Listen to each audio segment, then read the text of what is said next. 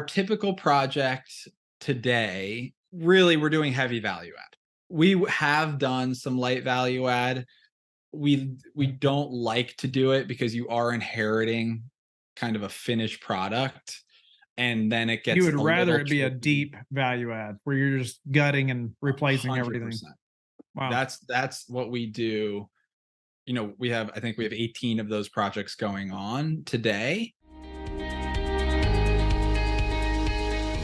This is your daily real estate syndication show. I'm your host, Whitney Sewell. Our guest today, man, he brought a ton of knowledge and experience to you, to the listener, and myself on this episode. But he has a different business model that we haven't talked about too many times, even after 1,700 plus shows. His name is Tom Higgins. He's co-founder and managing partner of Terra Capital, where they roll many meaning small, many multifamily properties into large, fully renovated, optimized cash flowing portfolios. He focuses on this repeatable systems, right? Strong principles, collaboration, and mentorship.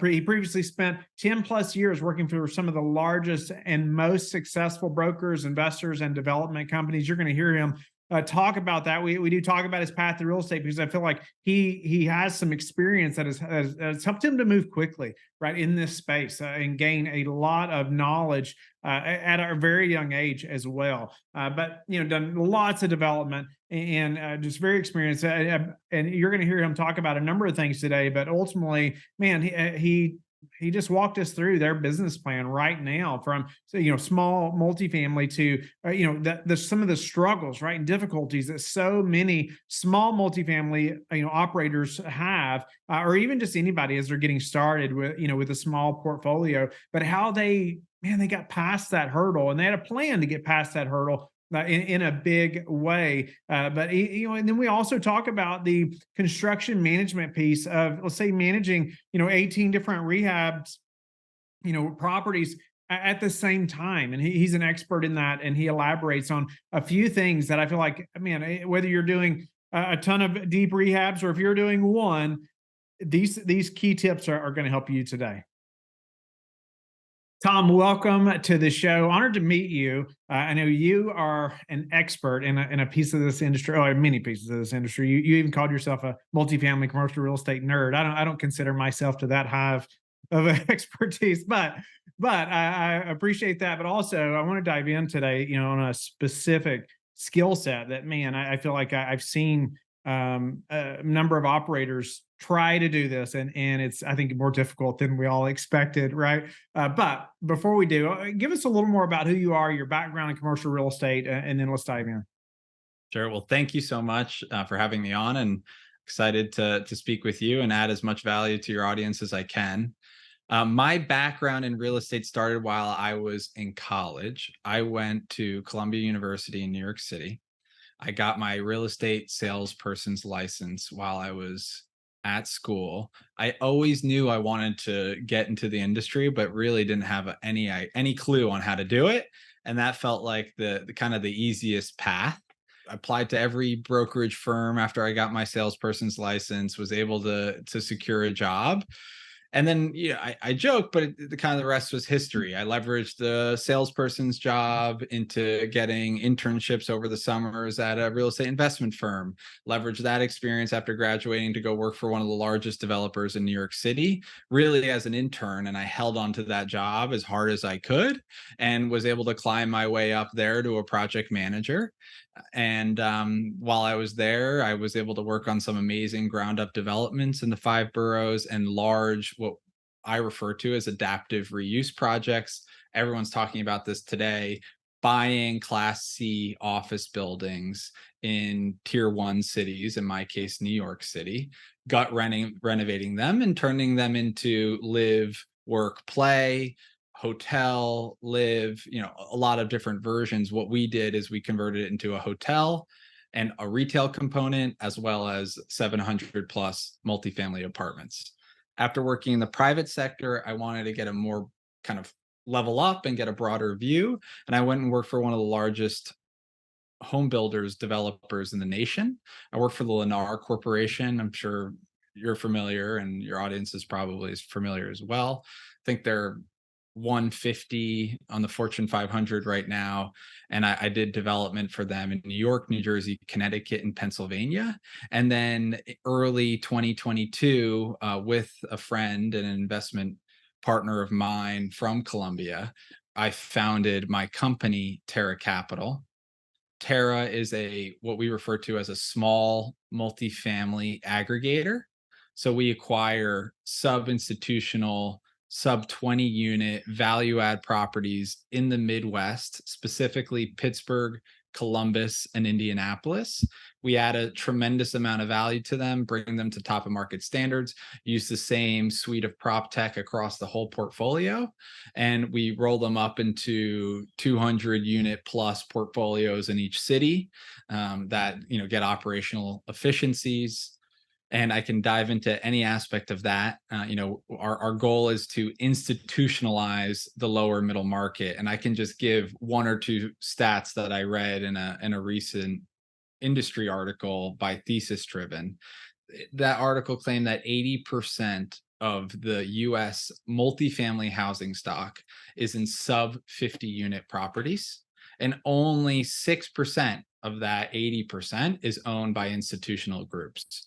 So, what we're really targeting is kind of the fresh powder in the industry, the same way single family home aggregators targeted the single family home space 15 years ago.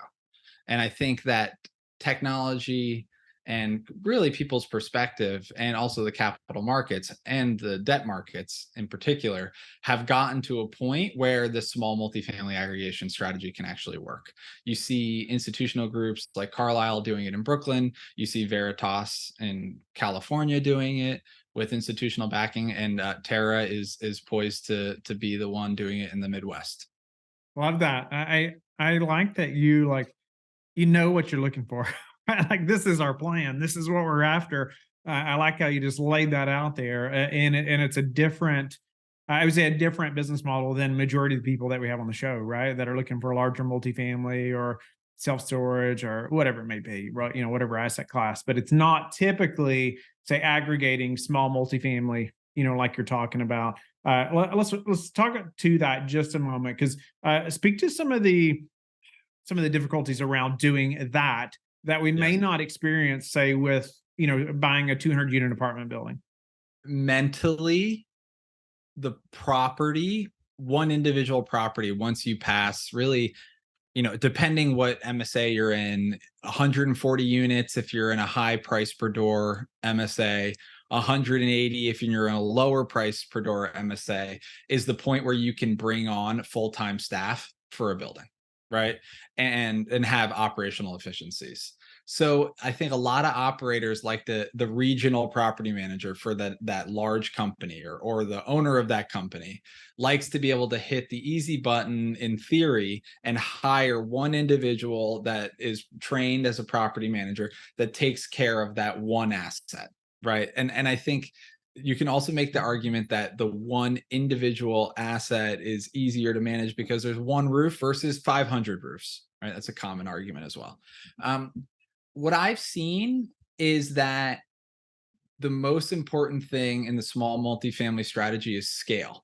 In the same way you're trying to get to the 140, 180 units in that individual asset, you have to race to get there in our business as well. But once you have 400 units in a submarket, your buying power, your ability to get people to work for you, the handyman, the service team members, you have an enormous network, and you're able to kind of take advantage of that buying power in the market, and it becomes a lot easier. If you're at 20 units, 30 units, 40 units, and it's all scattered out, even sometimes 10 units, those are the people that we end up buying from, because over time it gets extraordinarily difficult and people get burned down because they weren't able to hire a great regional property manager to manage the whole portfolio. They aren't able to staff service team members because they only have 10 units. So I think it's really scale. And then you can't compromise on your finishes. You have to renovate everything to the same standards. you have to be disciplined. You can't say, okay, this one I'm not going to replace the plumbing.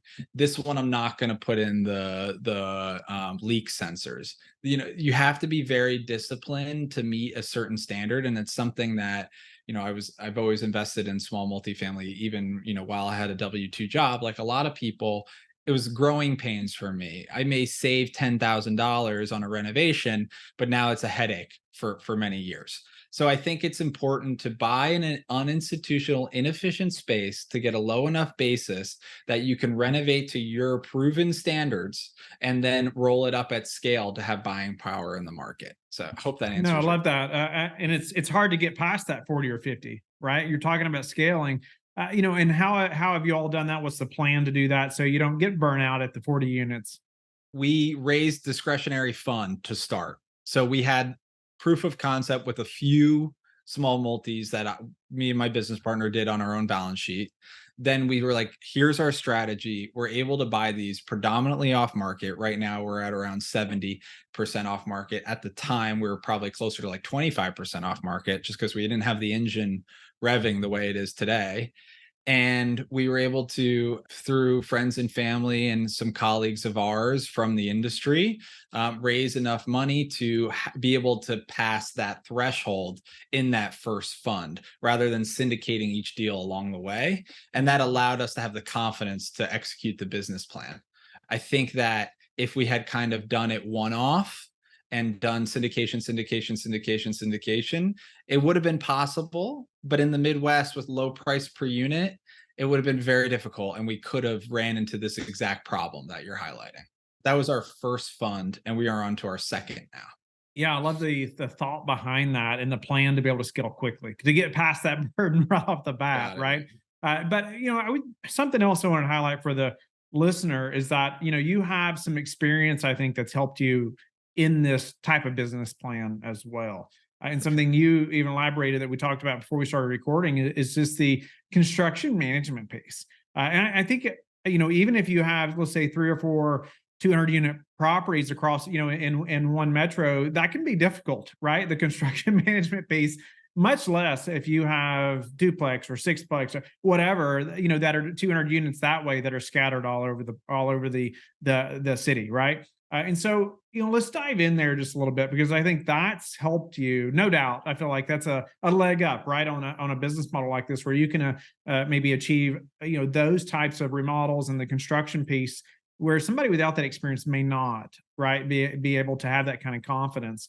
And so let's dive in on the construction management piece. Are they all deep remodels? Are they, that's the type you're looking for? I think you said a Class C office, at one point, right? And let's dive into the construction management piece and what helps you to be successful doing that. Yeah. So it's unfortunate, but I would say there are very few projects that are too scary for us. I at I don't remember how old to call it, 21, 22, was thrown into the middle of one of the largest adaptive reuse projects in the history of New York City. And the team was falling apart. The GMP was falling apart. The construction manager just walked off the job. The architect, and I'm an intern working for the development manager, the head of development, that's left with this project. And I worked on that project for the next 2 to 3 years. Getting that level of experience that early in my career has been so extraordinarily valuable for me. And the network of people in the construction industry that I have gotten out of that are really a powerful resource for me. If I ever have a question and it still comes up, I have some of the best architects, engineers, construction managers that are living that I can call and bounce ideas back and come up to the right answer, or at least a answer. But I would say our typical project today looks like a timber built 3-story property that was either built if it's in Pittsburgh, in the 1930s, if it's in Indianapolis, call it the 1970s. But a lot of these properties were originally constructed as single family homes, and then over the last 70, 80 years were converted to multifamily residences. they've often been renovated at some point in that whole 100-year period. But really, we're doing heavy value add. We have done some light value add. We don't like to do it because you are inheriting kind of a finished product, and then it You gets would a rather little it be a tricky. deep value add where you're just gutting and replacing everything. 100%. Wow. That's what we do. I think we have 18 of those projects going on today. But I think that from a construction management standpoint, I train the guys that work for us the same way I was trained, and it's by running projects and doing it.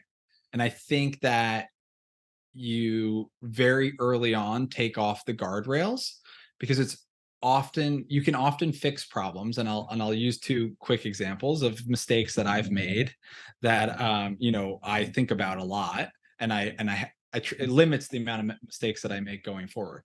But I think there's lessons to be learned from both of them. So the first one is, I one time was doing a large conversion, the one I mentioned earlier, and I think I was kind of getting confident and I was doing well. The project was going well. And I was working with the structural engineer, and I had the shop drawings, and I had the iron workers with us. And I was like, yeah, no, you're approved to put in the beam. And I, by saying that, took the responsibility on as owner or owner rep that the beam could go there. We found out that the beam could not go there, and taking down a structural beam and moving it is something that I hope no one has to go through. But that's really, the lesson of, even if you're doing well and you're succeeding in constructions, like, just triple check before you point and shoot. And that's been something that's been very valuable mantra in my mind over the years. And I've caught a lot of mistakes. We do a good amount of structural work when properties are, the wood is rotted and we need to replace joists. We do a lot of structural work, and every piece of the structural work, from the initial scope of work, from the actual install to the final inspection, we hire a structural engineer actually to visit the site. And yes, you spend $300, $400, $500 more, but it pays for itself in the long run, to kind of catch those issues. So Measure twice, cut once. yes, exactly. I don't I yes, yes, exactly.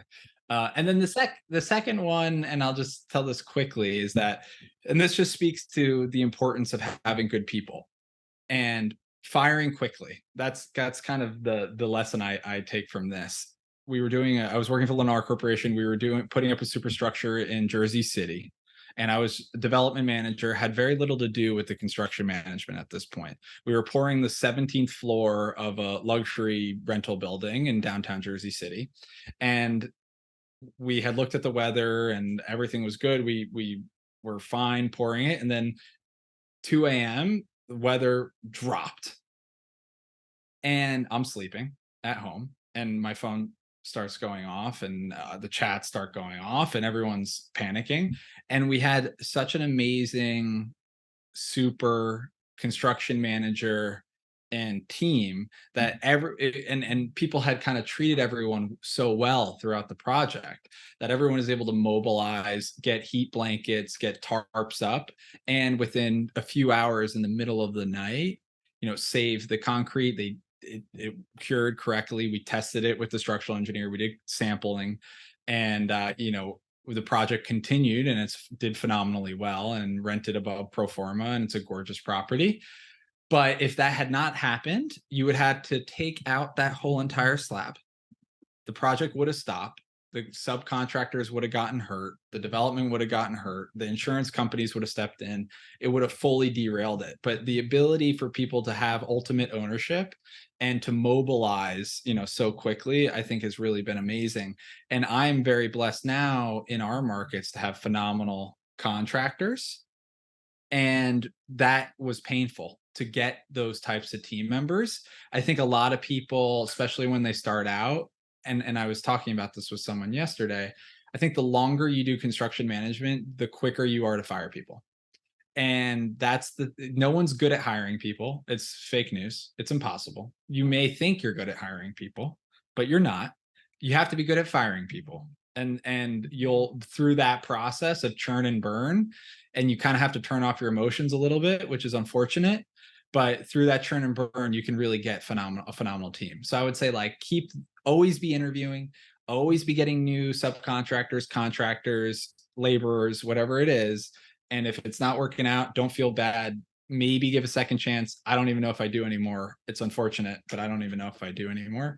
And that's been really beneficial because now we have great people in our markets. Love that. There is a couple of things there that we could talk about for numerous shows, I think, especially hiring and firing and whatnot. I just did a series on, I was reading a book called Your Most Important Number, or is it Your Number One? Yeah, Your Most Important Number. And Lee Benson, I think, is the author. I was doing a series of shows where I was going through that book, and he highlighted, firing quickly and how not firing quickly just costs his organization millions. And I can relate to it as well. And even what you said about how you just don't know how to hire, right? There's just so many things that you don't know, right, when you're hiring somebody, and that you almost can't know until you've spent a lot of time with someone.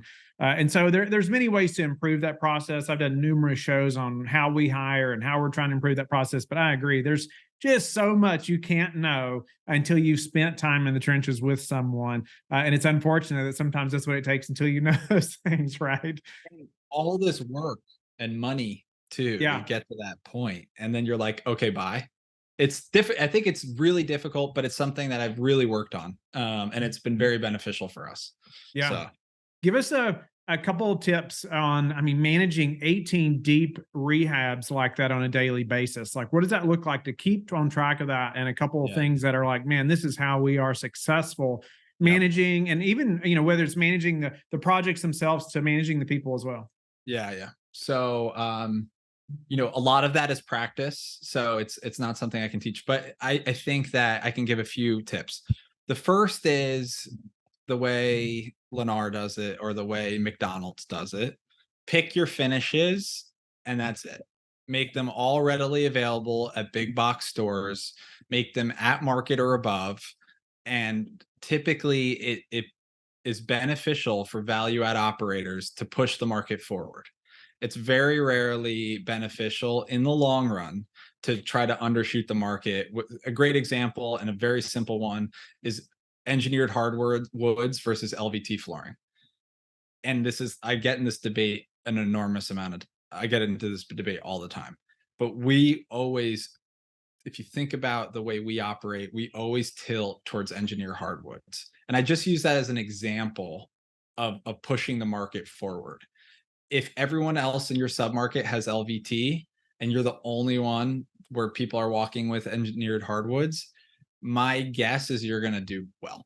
There's always exceptions. You're in a moist climate, blah, blah, blah, but there's exceptions. But the general sentiment of just going a little bit further typically does, you do very well. But that's just just a general statement.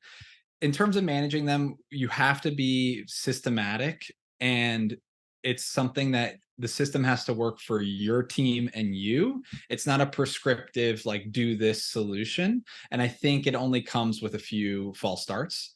But we have it down to every property we buy, we do a 3D Matterport scan of the property during our due diligence process.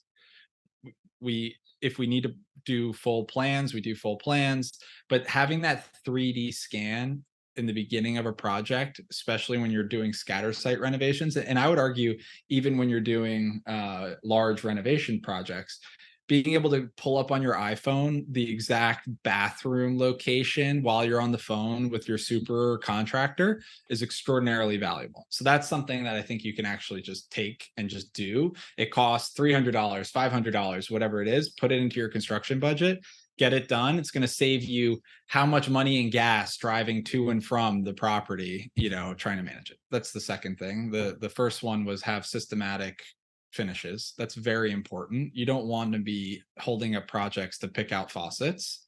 That's pretty obvious, but you'd be surprised. The third thing I think I would think of when I'm doing it, we use our contracts to govern and it's a very simple contract, and it's a short form contract. And I also think that's important. Don't give contractors these big documents. They are not lawyers. Give them very easily digestible contracts, 2-3 pages, but have a very clear table at the back of the page that's both a draw schedule and their scope of work. And don't be too detailed, because you'll just slow down the process. Don't work with people that are penny pinching. Oh, you didn't put the bull nose on the tile in the bathroom in the contract. I'm giving you a change order. Fire those people, right? So have the simple one page contract that has bathroom, kitchen, etc., all in there, and the percent complete and the list in order, like order the scope of work on that back page to tie to dollars received, and give them the correct schedule. And that's been really helpful for us. And we just have a little check box that we check off, and they can send that to us with photos, or our inspector can go and check off the box, and then they get their funding. And we use that same document to then go to our lender and get our debt if we're using a bridge loan or construction. So those are just kind of three things that I think are materially valuable. Beyond that, it's practice, hiring good people, and learning how not to be taken advantage of, because what sistering joists are, what pouring a new footer is, how much it costs, how long it takes. Like, you need to kind of be a step ahead of your contractors as a construction manager, and you're going to be fed a lot of BS. So you need to be a little bit ahead of them, is my Yeah. opinion. I love those suggestions. And it's amazing. It's just a constant reminder to me of how we overcomplicate things. You're talking about picking the finishes to even the contract for your contractors, and making it simple so everybody can understand, and, it's quick. And, but it's like, slowing down the process, but because you want a specific type of finished faucets or something, right? Your investors will not appreciate that. Right. Yeah, I would just add onto that. The investor piece is extraordinarily important, Right. because you want to keep schedule. But I find it's actually more, in a lot of ways, when you're doing construction management, it's more important to keep your contractors happy. Because if you're firing all the bad ones and you have good ones and you want to keep those good ones, you have to be faster than them. Fund quickly. All the choices already made. Hey, Tom, they ran out of this faucet at Home Depot. Okay, here's the other option. I see it's in the store. Buy it right now. Whatever, like, you got to be faster than them. And if you're faster than them and they're good, it's like a money printing machine. You're going to renovate units in under 100 days. You're going to be on to the next project. You're going to give them the confidence to grow their own team. So now you've taken what we call a level 0 contractor, which is maybe a guy and maybe 2 guys, and you've grown them to a level 2 contractor, which is 15 plus people, and you're responsible for that growth. Now they're your guys, your go-to people. So by kind of giving them that, hey, use our contract with other work you're doing. I don't want you to only work for us, but I want you to be able to hire well. And use these finishes. They're readily available. Oh, you're worried about back orders? Okay, well, we bought a lot. We put them in a storage facility locally. Okay, go get them when you need them. So I think we sometimes need to play as the partners to our contractors, especially in the small multifamily space. You start having GMPs and you're working with Turner Construction and you're building 500 units, it's a little different, right? It's more of a legal, you got to be a little bit more kind of the owner and the contractor arm's distance relationship, and try to push them from afar. But when it's in the smaller space, you're really growing businesses. And I think you have to, invest heavily in that. I love that mindset. And I appreciate you distinguishing there, right? If you're doing a 500 unit property, it's one thing. If you're working on a remodeling a single unit or sixplex or something like that, very different contractor business. That business owner that you're hiring, it's a very different Yes. business altogether, right? So no, I think it's a very wise. I think that speaks, from experience right there. The things that you listed, but plus just that alone, I think you, as anybody or listener, as you're looking at a property you're looking to buy, you need to be thinking about that, right? Who is the contractor I'm going to be hiring in this market? Whether you're looking at a duplex or whether it's a 200 unit property, you may have to handle those contracts differently for sure. All right, Tom. Well, I'm going to switch to a few final questions, and we'll go through a few of these quickly. But with your path to commercial real estate, the internships that you had, even the college, I feel like you gained some valuable time there that so many of us, including myself, didn't have right before going into large commercial real estate. But I wonder, with your experience now, would you have done anything different? Like going into commercial real estate or large, or syndicating deals now, knowing what you know. I think I got very lucky to start as early as I did. I talk to people a lot about this. I think if someone calls me and they're in college and they want to be in multifamily real estate in particular, I will always recommend that they do something in the construction industry if they're young. If someone calls me, they're 30, I think it's like it's a different angle. It's very hard to wake up at 6 a.m., get not paid very well, be the first one at the job, the last one to leave if you have a family and all these things. I think Right. it's hard to do that. And I'm sure there's some people that work in construction that are in their 30s or 40s that are on the call right now, and they're probably pretty beat up by this point. So if you catch someone early enough on, I think getting some project management or assistant project management or working as an estimator for a general contractor, something that touches that the people that actually improve properties in the real world, if you're going to be a value add investor, which I most investors tend to be in some way or another, you're often not assuming rents are going down when you buy a property. I think that's very important. Other than that, I always like to recommend people start with a single family home if they want to be a principal. And you can run these things parallel, right? You can do the single family home while you're getting that construction experience.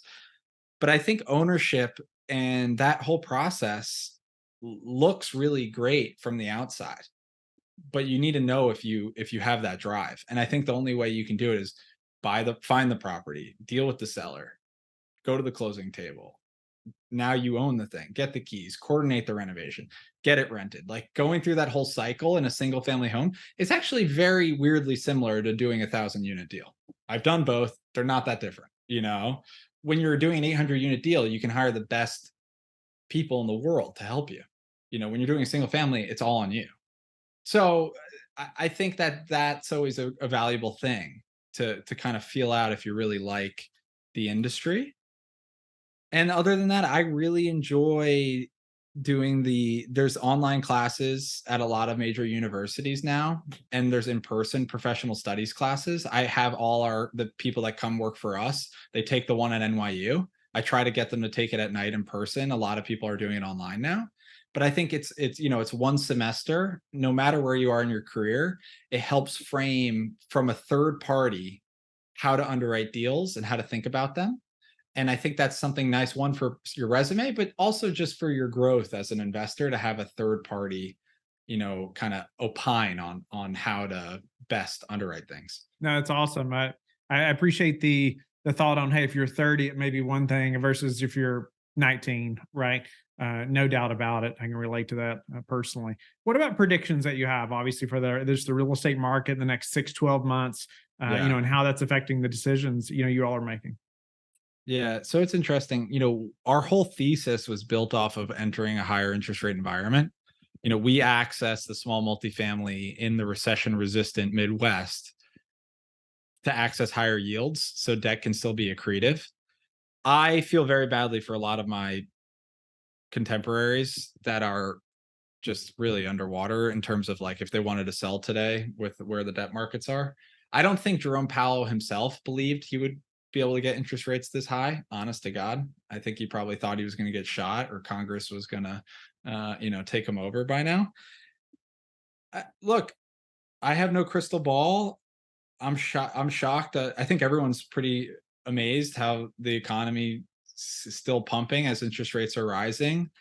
But I think my instinct tells me the other shoe is soon to drop, and I think we're going to naturally see interest rates flatten or start declining. The one concern I have is that if everything else stays static and interest rates start to dip again, it's going to be a feeding frenzy in the real estate industry. There's an enormous amount of capital sitting on the sidelines. I have conversations with investors weekly. I'm a big believer of buy when other people are not. I don't think you can ever time the bottom, but that's just personally my philosophy. But I would be if rates even drop 25 basis points, it's going to be like it's going to be scary. People are going to come back. Every sponsor you've ever met are going to come back, because anyone that's struggling with deals that they bought at mid 3 caps are going to want to add as many 6 caps as they can humanly possible, as quickly as possible, as rates drop, to survive, right? That's kind of my feeling, is that I don't have a crystal ball, but I would expect to start flattening or going down sooner rather than later. What are some of the most important metrics that you track? It could be personally or professionally. I like to track days on projects. That's kind of my thing. I look, like, we have a Google spreadsheet with all the properties we do, and I have one column in there that my eyes always go to. We put in the contract start date on everything. So purchase date, days to contract, contract date, and then days of project. And I like to look at that because I have a good instinct, like, I know, okay, you're on day 35, I know where we should be. Day 47, I kind of know where we should be. And I use that, really. But I spend majority of my time on the operations and construction management side. So that's the valuable thing that I look at. But on an acquisition side, I like to always look at stabilized yield on cost, untrended stabilized yield on cost, because I think it's the most honest metric. It's, if we execute our plan perfectly today, what would the net operating income of this property be? Untrended. I'm not saying rent's going up 2%, 4%, 8%, 10%. No one knows. So I like to look at what is the maximum potential at this moment of this asset. And that's what we use. What about some habits that you're disciplined about that have produced the highest return? My best habit is I train jujitsu. I've been doing that for about 6.5 years, 7 years. Yeah, closer to 7 years. I love it. I think that it probably was one of the main reasons our company is doing as well as it is today and it exists, because it gave me kind of the confidence to deal with pressure. And also it showed me the power of practice. And we've talked about that theme a lot. I think it's really true that you can get back. The human body and mind is phenomenal, and if you just do reps, you get great, and you can get great. So those two things kind of inspired, I think, the confidence in me to be where I am right now. That's awesome. I appreciate you sharing that. It's like the law of what 10,000 hours or 10,000 reps or whatever it is, So no, that's awesome. What about how do you like to give back? It's something I think I'm lacking in, honestly. I want to, and I keep saying I want to, so it's no real excuse. The biggest way I give back right now is that I'm in a position where a lot of young people reach out to me about advice for real estate, and I take that very seriously. And I try to add value as much as possible to those people, whether it's sending them the right course to take, or taking a photo of my bookshelf of the stuff I've read, or just kind of talking through a deal they're looking at. I actually spend probably too much time of my week doing that, but I feed off that energy too. So it's, one part selfish, but I really do enjoy the teaching element of it, but not in a conventional classroom setting. In a, hey, this person reached out to me, let's schedule a time, I'm happy to help. That's been really powerful, and I've been doing it for a while, so it's been rewarding now, because some of those people are working at phenomenal companies that we're partnering and doing deals with, right? So you never know how things kind of come around, but that's something I've gotten value from teaching, both in real estate and in jujitsu. Tom, it's been a pleasure to meet you and have you on the show and really dive into your expertise, right? But I appreciate you just being transparent about the difficulties of small multifamily, but really how you all are taking advantage of that, right? And how you all scaled quickly to get past that known hurdle, right? That so many people have quit the industry over. You all developed a plan to get past that. I think that's very encouraging, just how you all did that and have been successful. But then also your background in construction management and how you're using that now to be successful with this business plan. And so grateful to have you on the show. How can the listeners get in touch with you and learn more about you? Easiest is if you go to our website, usaterra.com. All is accessible there. Thank you for being with us again today. I hope that you have learned a lot from the show. Don't forget to like and subscribe. I hope you're telling your friends about the Real Estate Syndication Show and how they can also build wealth in real estate. You can also go to lifebridgecapital.com and start investing today.